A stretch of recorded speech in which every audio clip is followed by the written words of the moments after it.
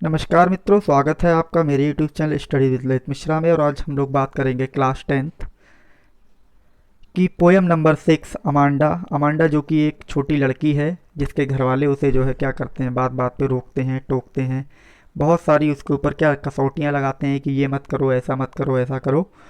और ये जो पोयम है अमांडा, उसे लिखा है रॉबिन क्लीन ने। किसने लिखा है? रॉबिन क्लीन, जो कि एक ऑस्ट्रेलिया की लेखिका थी। तो आइए अपनी पोयम की तरफ बढ़ने से पहले हम अपने कुछ कवि के बारे में जानते हैं। तो जो हमारी कवित्री हैं रॉबिन क्लीन, इनका अगर हम पूरे नाम की बात करें तो उनका नाम है Robin McMaugh Klein. Is an Australian author of books for children. इनका पूरा नाम है रॉबिन मैकमॉक क्लेन, जिन जो कहाँ की थी, एक ऑस्ट्रेलियन राइटर हैं, ऑस्ट्रेलिया की ऑथर हैं, लेखिका हैं, ठीक है। और बुक्स, किताबों की, फॉर चिल्ड्रन मतलब ये बच्चों की किताबें लिखती हैं। मतलब कहने का अगर बात की जाए तो ये बाल साहित्य लिखने वाली महिला हैं, लेखिका हैं। सी वाज बोर्न ऑन 28 फरवरी, 28 फरवरी 1936 को ये पैदा हुई थी केम्स पे, न्यू साउथ वेल्स, ऑस्ट्रेलिया में। और इनकी मृत्यु जो हुई थी 6 मार्च 2004 को लॉस एंजल्स, कैलिफोर्निया, यूएसए में हुई थी। अब हम इनके जो नोटेबल वर्क्स हैं, जो फेमस वर्क्स हैं, उनके बारे में हम बात कर लेते हैं। तो इनके जो फेमस वर्क हैं, Hating Alison Ashley, halfway across the galaxy and turn left, और जो है come back to show you I could fly. ये इनके जो हैं बहुत ही प्रसिद्ध जो है इनकी कृतियाँ रही हैं। तो आइए बढ़ते हैं अपनी पोयम की तरफ। तो आइए मित्रों देखते हैं। तो जो हमारा पहला स्टेंजा है, चलिए पहले स्टेंजे की तरफ बढ़ने से पहले हम थोड़ा सा इस पोयम के बारे में जान लेते हैं। जो अमांडा है पोयम, वो एक अमांडा नाम की छोटी लड़की की कहानी है, जिसमें कि उसके घर वाले जो हैं उस बच्ची को बार बार रोकते हैं, टोकते हैं, उसके ऊपर बहुत सारे रेस्ट्रिक्शंस लगाते हैं, कसौटियाँ लगाते हैं कि तुम्हें ये नहीं करना है, तुम्हें ये करना है, तुम्हें ये नहीं खाना है, तुम्हें ये नहीं पीना है। इस तरीके से लड़की जो होती है परेशान होती है। और उस लड़की की परेशानी को जो हमारी कवित्री हैं रॉबिन क्लेन ने जो है बहुत ही अच्छी तरीके से यहाँ पर वर्णन किया है। तो आइए देखते हैं पहला stanza. Don't bite your nails Amanda, don't hunch your shoulders Amanda, stop that slouching and sit up straight Amanda.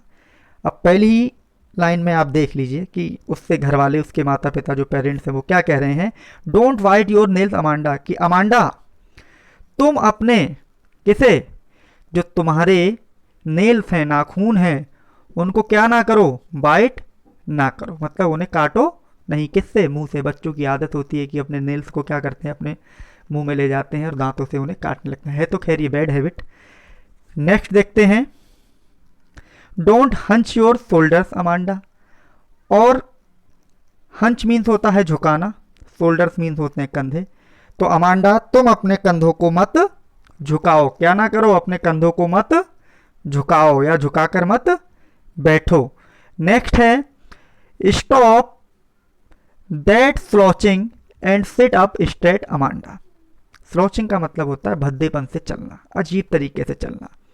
तो स्टॉप द स्लॉचिंग मतलब जो खराब तरीके से या भद्दे तरीके से जो तुम चलती हो उसको आप रोको, मतलब उस भद्देपन से ना चलो।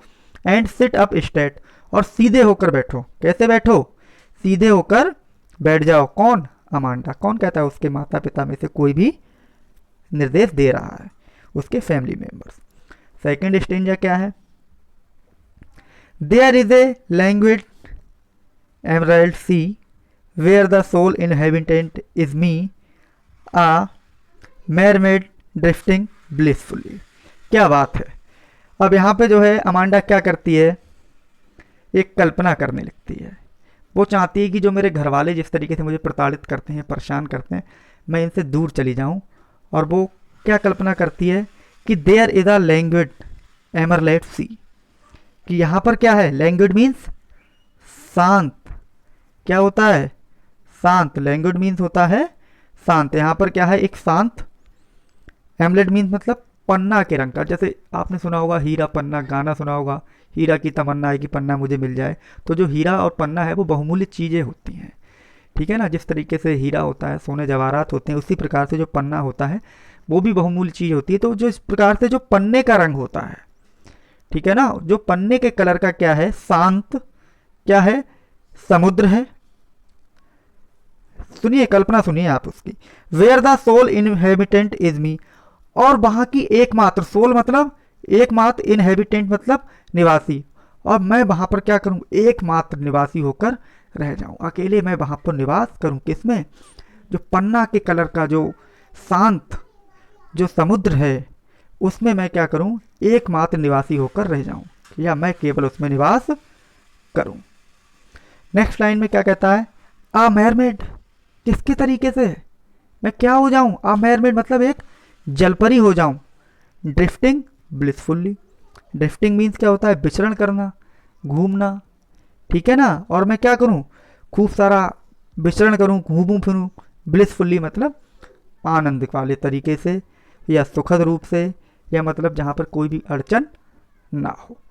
नेक्स्ट लाइन हम देखते हैं, जो हमारा थर्ड स्टेंजा है। थर्ड स्टेंजा में क्या है भैया, कि फिर से जो उसके माता पिता हैं, उसके पेरेंट्स हैं, वो फिर से उससे कुछ कहते हैं।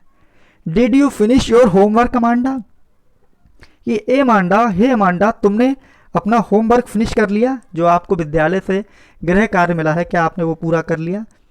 डिड यू टिडी योर रूम अमांडा, क्या तुमने अपना रूम टिडी कर लिया, अर्थात साफ कर लिया, अपने रूम को क्या कर लिया, साफ कर लिया। टिडी मीन्स साफ करना, साफ कर लिया। Next, I thought I told you to clean your shoes, और मैं सोचता हूँ कि मैंने तुमसे तुम्हारे जूते साफ करने के लिए कहा था अमांडा, क्या तुमने वो अपने जूते साफ किए हैं या नहीं किए। मतलब उसके पेरेंट्स में से कोई एक कहता है कि मैंने तुमसे तुम्हारे जूते साफ करने के लिए कहा था, जो कि गंदे हो गए थे, क्या तुमने उन जूतों को साफ किया है अभी तक या नहीं किया है। नेक्स्ट देखते हैं हम, नेक्स्ट लाइन्स हैं जो हमारा स्टेंजा नंबर 4 है। फिर यहाँ पर जो है अमांडा कल्पना करने लगती है, अपने माता पिता के नियंत्रण से परेशान है, बहुत ज़्यादा उसके ऊपर जो है कसौटी हो रही है। तो I am N orphan roaming the street, कहती है, वो इच्छा करती, काश मैं एक अनाथ होती। ऑर्फन मीन्स अनाथ, कि काश में क्या होती, अनाथ होती। रोमिंग द स्ट्रीट, और जो गलियां हैं उसमें रोम करती, अर्थात बिना किसी उद्देश्य के भटकती रहती, घूमती रहती freely. I pattern soft dust with my हस्ट where feet, और मैं क्या करती, बच्चे को आपने देखा होगा जब बाहर निकल जाते हैं तो वो कहती है, I pattern soft dust with my हस्ट where feet, मैं क्या करती, जो धूल होती है रास्ते में, उस धूल पर मैं क्या करती, अपने शांत और नंगे पैरों से उस कोमल धूल पर क्या करती, आकृतियां बनाती है। आपने बच्चों को खेलते हुए देखा होगा, ठीक है। तो पैटर्न मतलब आकृति, सॉफ्ट मीन्स कोमल, डस्ट मीन्स आप जानते ही हैं धूल, और हस्ट का मतलब क्या होता है पता है आपको, शांत, और वेयर मीन्स नंगे, कि मैं अपने नंगे पैरों से जो धूल है उस पर क्या करती, आकृतियां बनाती। नेक्स्ट देखते हैं, the silence is golden the freedom is sweet, और यहाँ पर जो है, जो अमांडा है वो क्या कहती है, कि वह जानती है, क्या जानती है, साइलेंस इज गोल्डन, जो शांति है वो क्या है, गोल्डन है। जिस प्रकार से गोल्ड बहुमूल्य होता है, उसी प्रकार से जो शांति है वो भी क्या है, बहुमूल्य है।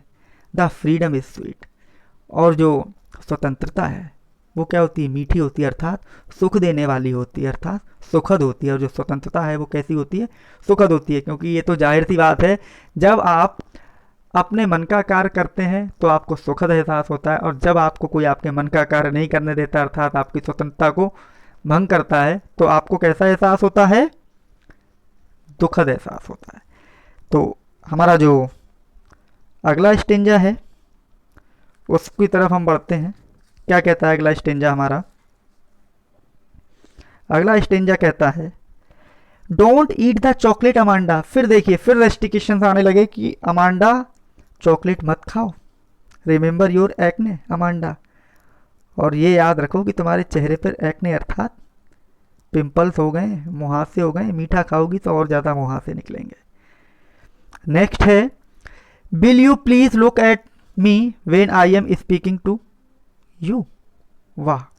और उसने ये भी, उनके जो पेरेंट्स हैं वो ये कह रहे हैं, will you please look at मी, तुम हमारी तरफ देखा करो या हमारी तरफ देखो, ठीक है, when I am speaking to you, जब हम तुमसे बातचीत करते होते हैं। क्या करते होते हैं? तुम पे बातचीत करते होते हैं। मतलब लुक एट मतलब यहाँ देखने से भी है, और अगर हम बात फ्रेजल वर्ब में करेंगे तो यहाँ पे इसका मीनिंग हो जाएगा ध्यान देने से। किससे हो जाएगा? ध्यान देने। जब हम तुमसे बात किया करें तुम हमारी तरफ ध्यान दिया करो। आइए अपना नेक्स्ट स्टेंजा देखते हैं। अब यहाँ पर जो है कवि जो अमांडा है वो फिर से कल्पना करने लगती है। I am Rapunzel, I have not a care, life in a tower is tranquil and rare, I will certainly never let down my bright hair. देखो भैया, सबसे पहले तो ये जान लो, ये जो रेपेंजल है ये कोई अंग्रेजी का शब्द नहीं है, ये एक जर्मन भाषा का शब्द है जिसमें एक कहानी थी, ठीक है ना, एक क्या कहना चाहिए, फेरी टेल्स थी, एक आपके परियों की कहानी थी जिसमें एक लड़की थी जिसको जो है कैद कर लिया गया था, ठीक है, कहाँ पर? एक टावर में, एक मीनार पर उसे जो कैद करके रख लिया गया था। अब वो वहाँ पर शांति से रह रही थी, ठीक है। तो काश में रेपेंजल होती, शांति से रहती, एकांत में रहती, ठीक है ना। आई हैव नॉट अ केयर, और मुझे किसी की भी कोई परवाह नहीं होती। लाइफ इन ए टावर, और मेरा जीवन किस में होता? एक टावर में, एक मीनार में होता। इस ट्रैंक्विल, कैसा होता है? ट्रैंक्विल मीन्स क्या होता है? शांत होता। एंड रेयर, और असामान्य होता था। सामान्य नहीं होता तो कैसा होता? निराला होता, अद्भुत होता, बहुत बढ़िया होता। तो मेरा जीवन उस टावर में कैसा होता? शांत और सुखद होता, निराला होता। I will certainly never let down my bright hair, और मैं कभी भी, निश्चित रूप से कभी भी, जो मेरे ब्राइट हेयर थे, जो मेरे कैसे चमकीले बाल थे, उन्हें कभी भी नीचे नहीं जाने देती, मतलब नीचे कभी भी उन्हें नहीं लटकाती। जो क्या कहना चाहिए, रेपेंजल नाम की जो एक फेरी टेल्स है उसमें एक जो है, क्या कहना चाहिए, आपकी एक फेरी होती है जिसके बहुत सारे ब्राइट हेयर होते हैं और बहुत लंबे लंबे होते हैं, और जिनको वो कभी भी नीचे आने नहीं देती है। तो ये देखा जाए तो ये रेपेंजल है वो आपकी जर्मन फेरी टेल से ही ये लिया गया है, ठीक है ना। नेक्स्ट देखते हैं अपना 6 स्टेंजा और अंतिम स्टेंजा इस पोएम का। तो क्या कहती है कवित्री? Stop that sulking at once. देखिए भाई साहब, फिर से अमेंडा को परेशान करने के लिए लोग आ गए। Stop that sulking at once. Sulking मतलब नाराजगी का मूड। कैसा मूड? नाराजगी का मूड। ये जो नाराजगी का मूड है उसको क्या करो तुम? रोको, ठीक है, उससे निजात पाओ, या नाराजगी के मूड में रहना बंद करो। एडवांस, तुरंत।